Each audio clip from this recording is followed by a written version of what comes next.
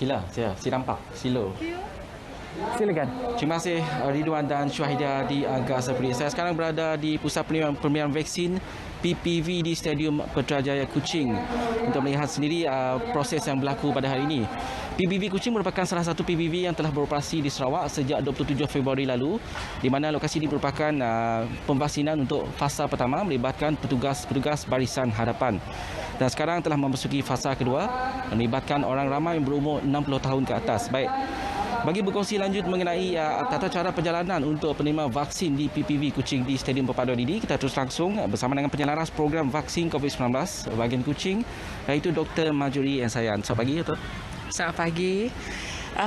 Berkaitan dengan tata cara saya kata di pusat pemberian vaksin yang telah berlangsung sejak Februari yang seperti tuan maksudkan tadi, di sini kita ada 4 checkpoint utama yang mana pelanggan yang hadir ke PPV yang telah diberikan temu janji melalui MySejahtera perlu melalui proses pertama, iaitu check-in MySejahtera dan saringan suhu.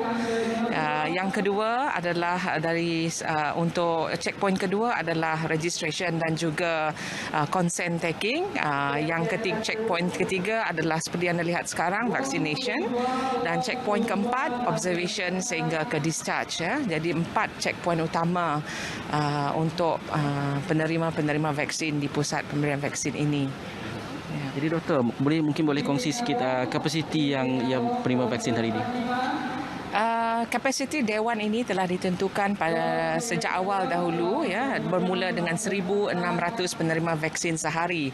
Tapi setelah kita berlangsung selama lebih kurang 2 bulan, kita melihat kita lebih berkemampuan, yang mana kita telah buat keputusan bersama dengan penganjur di peringkat negeri juga dan dipersetujui, yang mana kapasiti ini akan dinaikkan ke 3,000 penerima vaksin sehari. Baik, untuk di PPV Stadium Perpaduan ini, mungkin kongsikan jenis vaksin yang diterima lah.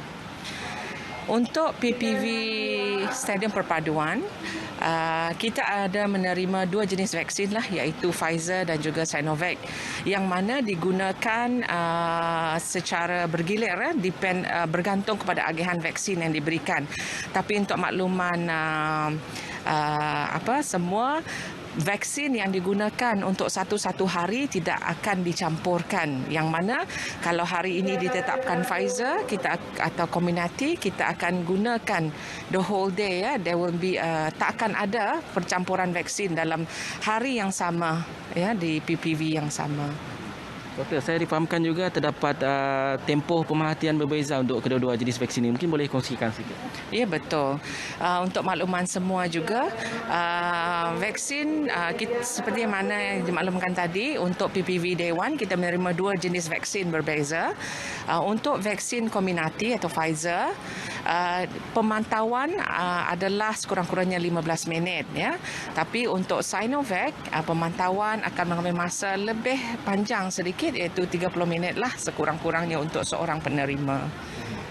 Okey doktor, mungkin kita boleh sentuh mengenai MySejahtera pula. Bagaimana mereka yang tahu tentang temuduga dan datang sendiri di hari ini?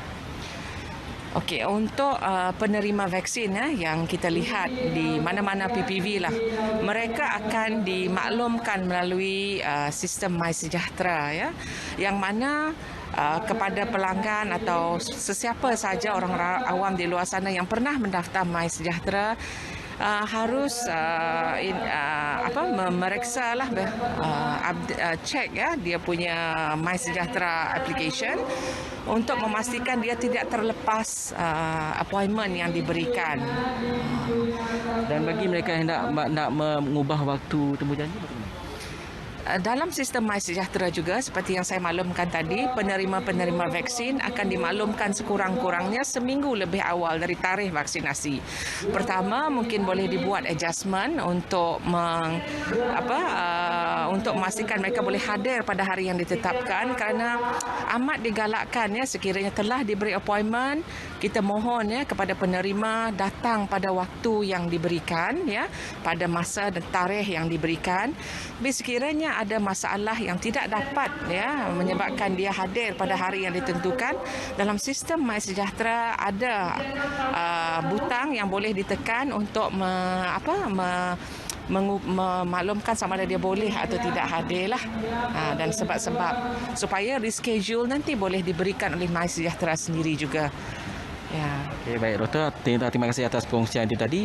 Dan bagi mereka yang telah menerima temu janji MySejahtera di PPV, mana-mana PPV di seluruh Sarawak, adalah digalakkan untuk datang bersendirian jika boleh dan hanya membawa seorang peneman jika kurang berkemampuan untuk menerima vaksin bagi mengurangkan kesesakan di PPV. Itu sahaja yang boleh saya kongsikan. Kembali ke Angkasa Polis, silakan.